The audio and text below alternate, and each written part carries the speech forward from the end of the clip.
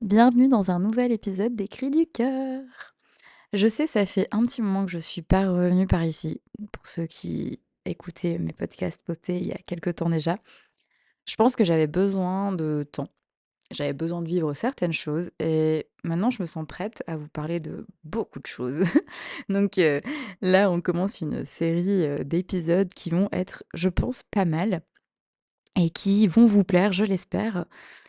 J'ai eu besoin de d'évoluer et de grandir aussi, de mon côté pour pouvoir, partager des choses, des vécus et mieux les comprendre moi-même pour, mieux les transmettre peut-être et au début, je voulais parler de résilience dans cet épisode. J'étais partie sur ça, hein. J'ai mon cahier devant mon ordinateur où il est marqué «résilience» avec mes points de fil rouge, mais visiblement, je crois que ça va pas du tout partir sur ça. J'ai envie de vous parler du fait que des fois, on a besoin de vivre certaines choses de notre côté pour pouvoir être prêt ou prête.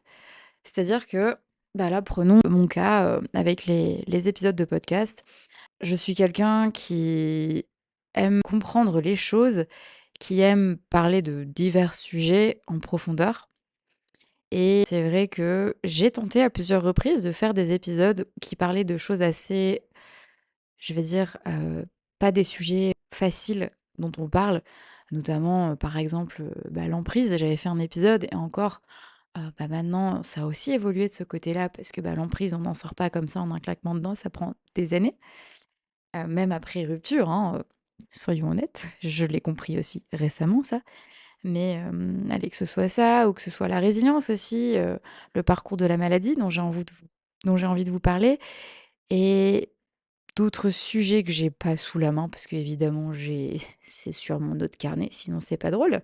Mais j'ai noté vraiment des sujets très intéressants, je trouve et pertinents qui demandent, de la réflexion et du recul aussi parce que j'ai tenté à plusieurs reprises de tourner des épisodes, de sujets assez intenses que je vivais sur le moment et en fait, ça tournait à rien parce que je crois que ça me touchait de trop près et quand ça te touche de trop près, je trouve que c'est pas facile de d'avoir du recul sur l'idée que tu veux transmettre ou sur ce dont tu veux parler.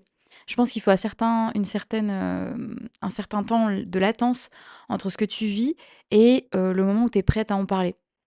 Et bah, c'est mon cas aujourd'hui. Je pense que c'est aussi pour ça que j'ai mis du temps à revenir par ici et là, je me sens prête à vous parler vraiment de choses et d'autres, notamment, par exemple, la paix intérieure.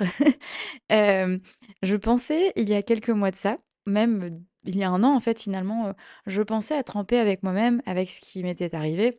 Donc pour ceux qui ne savent pas et ceux qui débarquent dans cet épisode-là, il y a 3 ans de ça, à mes 27 ans, je me faisais diagnostiquer d'une leucémie et ici, depuis, à peine 3 mois maintenant, j'ai totalement fini mes traitements. Ça a été un long parcours et je pensais que, la leucémie que j'ai eue, plus ma séparation, je pensais avoir trouvé une certaine paix intérieure et finalement pas du tout.